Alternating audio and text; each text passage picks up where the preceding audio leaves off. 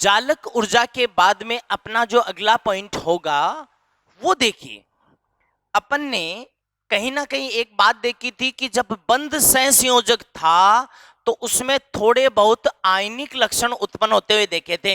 याद करिए, विद्युत ऋणता के अंतर के आधार पर निकाले थे, 16 delta x plus 3.5 delta x का होल स्क्वायर। याद आ गया? वैसे ही बेटा आज अपन आयनिक बंध देख रहे हैं, लेकिन एक लाइन में आपको बता रहा हूं, वो क्या लाइन है सुन लो। 100% शुद्ध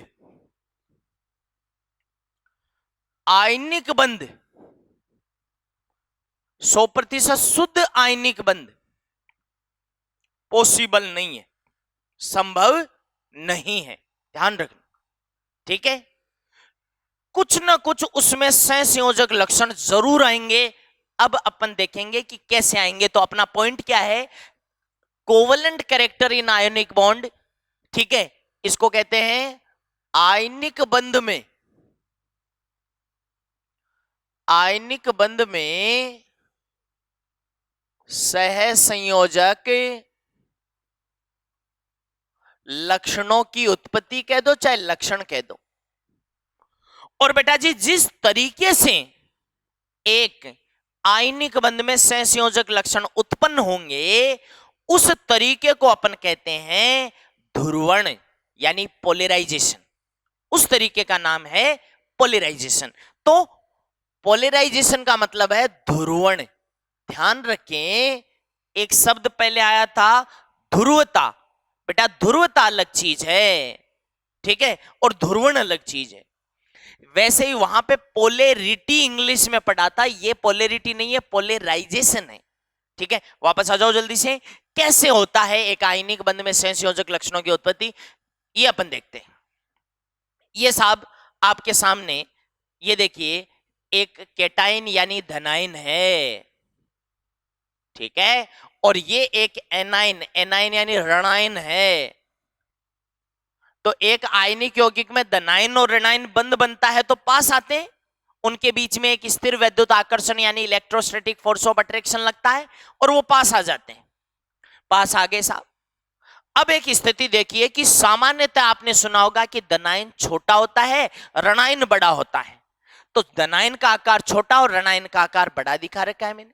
अभी एक चीज और सुनिए, जब आप एक धनायन की बात करने जा रहे हैं बेटा, तो कहते हैं कि छोटे आकार का मतलब है ये नाभिक है बीच में और ये चारों तरफ इसका इलेक्ट्रॉन घनत्व है, ये इसका नाभिक और ये इलेक्ट्रॉन घनत्व है। तो जरा धनायन के अंदर आइए, नाभिक और इलेक्ट्रॉन घनत्व के बीच में जो दूरी है वो बहुत कम है।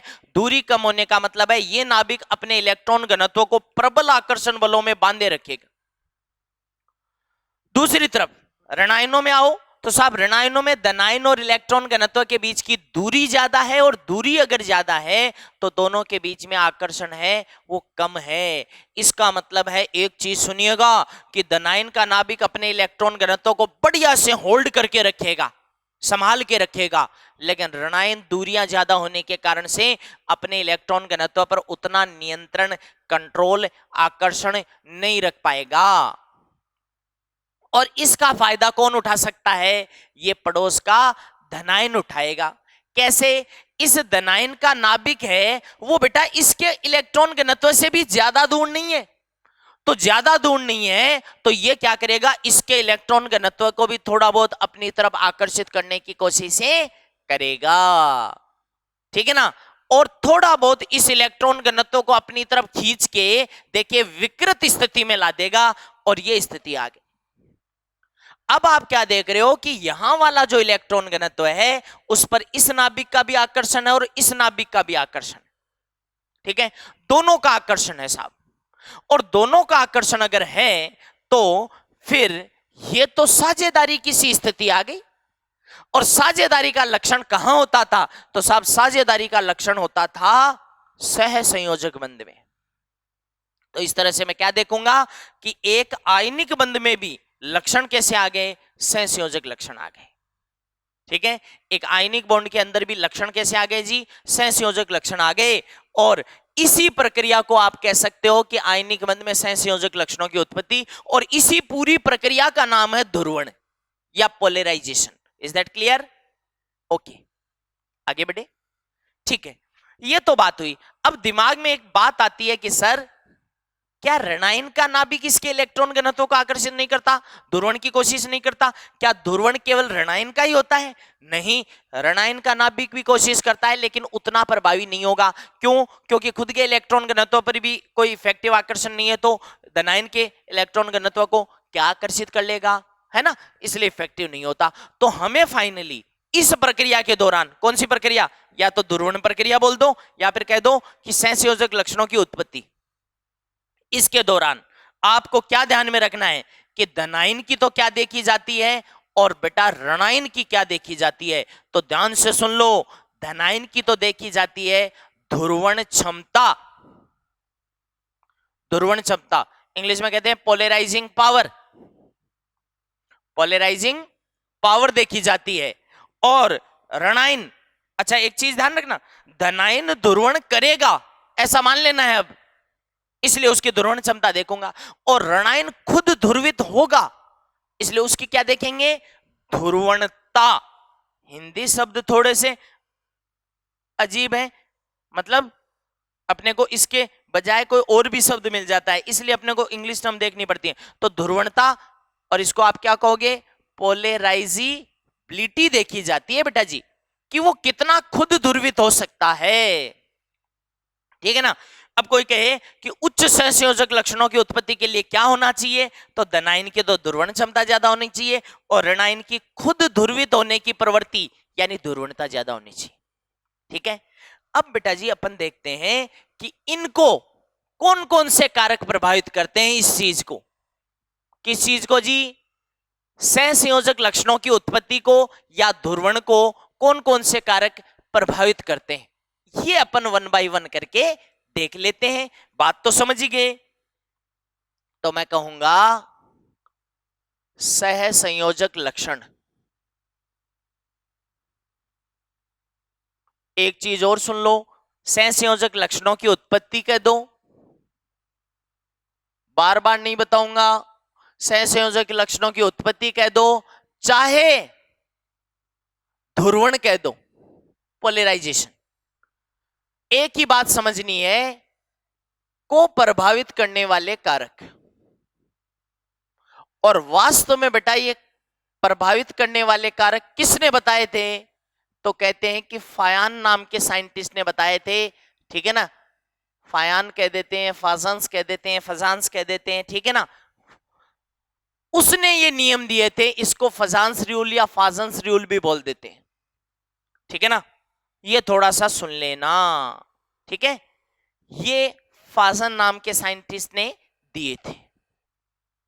4 बातें इसने बताई और वो वही बातें बताई जो हम जानते हैं, कुछ अपना दिमाग भी काम में ले लिया, कुछ अपने प्रेक्षण काम में लिए। मुझे तो एक बात बताओ, मैं 4 बातें लिख रहा हूं बेटा जी, ये सारा काम क्यों हुआ, तो मैं तो कहूंगा छोटा धनायन था इसलिए हुआ। भाई धनायन छोटे आकार का था तभी तो वो ध्रुवित कर पाया। ठीक है, अच्छा ऋणायन ध्रुवित हुआ है क्यों, तो मैं कहूंगा यार वो बड़े आकार का था इसलिए वो कंट्रोल नहीं कर पाया। तो बड़ा धनायन, छोटा धनायन के बाद में बड़ा ऋणायन कह दूंगा। धनायन का बड़ा आकार नहीं होना चाहिए, धनायन तो क्या होना चाहिए, छोटा, और ऋणायन क्या होना चाहिए, बड़ा, क्योंकि हमें भी पता है कि ऋणायन का आकार बड़ा था तभी तो ये सब हुआ। ठीक है, तीसरी चीज, धनायन व ऋणायन पर उच्च आवेश। तुम कहोगे सर इसके क्या फायदे हो गए, ये तो बताया नहीं आपने। अरे भाई धनायन पर अगर आवेश ज्यादा है तो वो और छोटा होगा, ऋणायन पर आवेश ज्यादा है तो वो और बड़ा होगा। तो इसके सपोर्ट में ही आ गए ना पहले दूसरे नियम के। अभी तो और सुनो, धनायन ऋणायन पर आवेश ज्यादा होगा तो वो नजदीक ज्यादा आएंगे, नजदीक ज्यादा आएंगे तो ये धनायन अपना काम ध्रुवण वाला अधिक प्रभावी तरीके से कर पाएगा। Clear, okay. तो 3 बातें आ गई।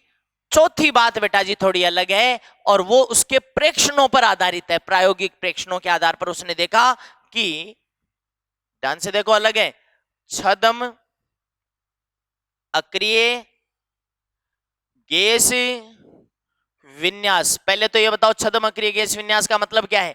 जिसके बाह्यतम कोश में 18 संयोजी इलेक्ट्रॉन हो। तो 18 संयोजी इलेक्ट्रॉन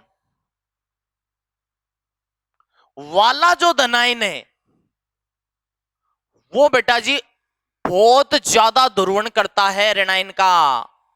तो ये भी एक फैक्टर आ गया, ठीक है ना। तो मैं एक काम करता हूं, इन चारों बातों को एक साथ कर लो बेटा जी।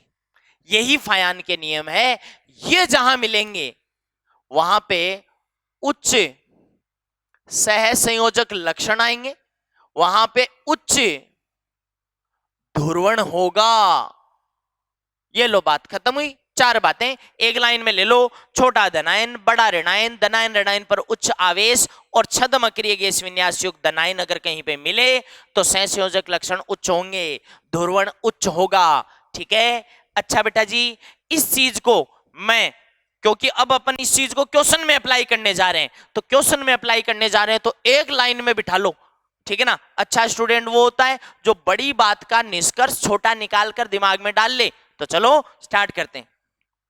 सबसे पहली बात तो दोबारा बोल रहा हूं बार बार कि सहसंयोजक लक्षणों की उत्पत्ति और ध्रुवण एक ही चीज है।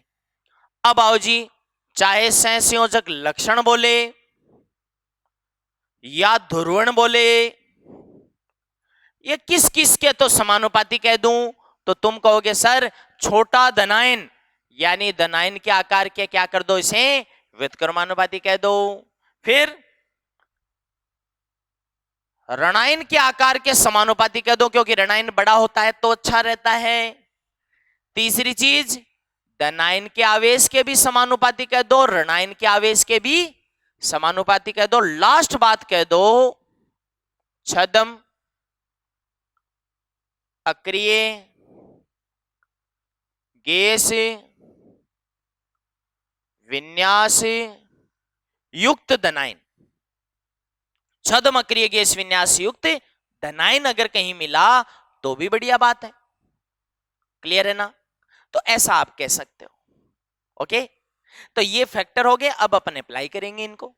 इसके बाद में अपन कोवेलेंट कैरेक्टर्स पर क्वेश्चंस कर लेते हैं। तो एक क्वेश्चन लिखो कि भाई give order of covalent character in following.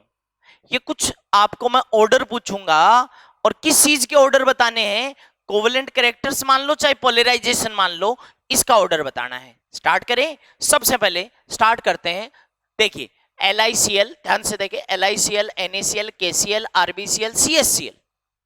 बेटा जी अपने को देखना है तो एनाइन तो कांस्टेंट है, ClCl। कैटाइन देखिए Li प्लस Na प्लस।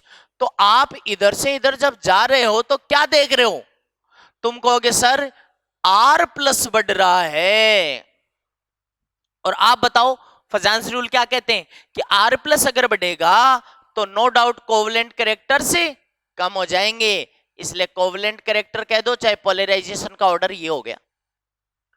बेटा जी सेकंड में आओ, ये आया हुआ है भाई AgF, AgCl, AgBr, AgI, यहां से यहां चलो तो कैटाइन तो कांस्टेंट है, इस बार R माइनस बढ़ रहा है। और बेटा एनाइन अगर बड़ा होगा तो कोवेलेंट कैरेक्टर ज्यादा आएंगे, इस तरह से कोवेलेंट कैरेक्टर बढ़ जाएंगे। ठीक है। अगला देखो LiCl, BeCl2, BCl3, CCl4, PCl5। बहुत ध्यान से देखो, इस बार आप देख रहे हो कि एनाइन कांस्टेंट है Cl माइनस, लेकिन दो काम हो रहे हैं, Li प्लस है, बेरिलियम प्लस 2 है, बोरॉन प्लस 3 है, C प्लस 4 है ना, P प्लस 5 है। तो जो पॉजिटिव आयन है उसका Q प्लस बढ़ रहा है। तुम कहोगे ये तो फेवर में आ गया फजांस रूल के अकॉर्डिंग। और दूसरी बात, लेफ्ट टू राइट जा रहे हो तो इसकी साइज भी छोटी होती जा रही है। तो दोनों ही फैक्टर कह रहे हैं कि कोवेलेंट कैरेक्टर यहां बढ़ा दो तो लेफ्ट टू राइट ध्यान से देख लो बेटा, कोवेलेंट कैरेक्टर बढ़ेगा। फिर अगले में आओ FeCl2 और FeCl3। इस तरह के आप दो बार स्टेटमेंट आ चुके हैं कि फेरस क्लोराइड और फेरिक क्लोराइड में से ज्यादा कोवेलेंट कैरेक्टर किसमें होंगे, तो बेटा जी Fe+2 की बजाय चार्ज ज्यादा है तो FeCl3 में होगा, क्योंकि Q प्लस बढ़ा है। और प्लस एक चीज और है, न सिर्फ Q प्लस बढ़ा है बल्कि R प्लस कम भी हुआ है। सेम SI, MCl2 और MCl4, ये भी किसी क्वेश्चन में स्टेटमेंट आया हुआ है कि ज्यादा कोवेलेंट कैरेक्टर किस में होंगे, MCl4 में होंगे। ये का ये कॉन्सेप्ट SF2 SF4 SF6 में लग जाएगा, ये का ये IF3 IF5 IF7 में लग जाएगा, ठीक है ना। अब आते हैं एक, देखिए अलग ही एग्जाम्पल है कि भैया इसमें आप सेट करो, देखें कोवेलेंट कैरेक्टर का ऑर्डर। तो बताना चाहता हूं कि NaCl और KCl में तो मैं इजीली बता दूंगा, क्यों, सोडियम से पोटेशियम नीचे आया तो साइज बढ़ गई केटाइन की, है ना, साइज बढ़ गई तो कोवेलेंट कैरेक्टर इधर से इधर जाने पर तो कम होगा।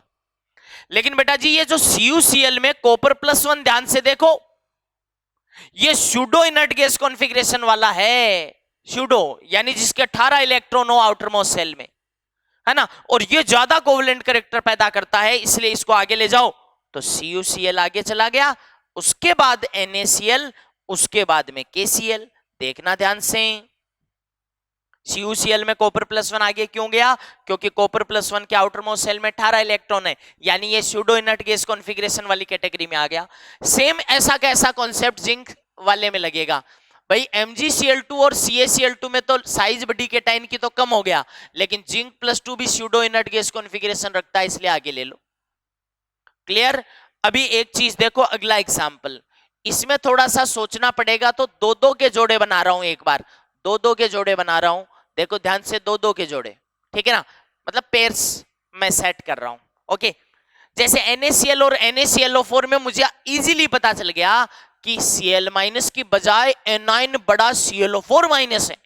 क्यों, क्योंकि बेटा जी यहां तो एक ही एटम है, यहां एक से ज्यादा एटम है, इसको कहते हैं पॉलीएटॉमिक एनाइन, पॉलीएटॉमिक एनाइन, ठीक है ना, दो और दो से ज्यादा एटम्स यहां पे हैं, तो बड़ा एनाइन है, R- बढ़ गई, R- की बढ़ने का मतलब है एनाइन बड़ा है तो कोवेलेंट कैरेक्टर ज्यादा होंगे, तो इन दोनों का ऑर्डर तो अपने को पता चल गया, ये रहा, ठीक है ना। इन दोनों का ऑर्डर अगर अपने सेट है तो बेटा जी अब थोड़ा सा आगे बढ़ो, इन दोनों में भी सेम है। अच्छा, चार्जेस देखिए, +1 -1 +1 -1, इसलिए इन दोनों में तो ये हो गया। फिर Na2S और Na2SO4 में बेटा जी सेम लगेगा, Na+1 S-2 Na+1 SO4 -2, charges तो सेम है लेकिन SO4 बड़ा है, इसलिए यहां पे ऐसा आ जाएगा। इन दोनों में भी ऐसा ही हो गया, इन दोनों में भी ऐसा ही है, क्यों, +2 -2 +2 -2, है ना, सल्फेट बड़ा है, +3 -2 +3 -2, लेकिन ये तो एक एटम वाला है और ये पॉलीएटॉमिक है, इसलिए वो बड़ा है।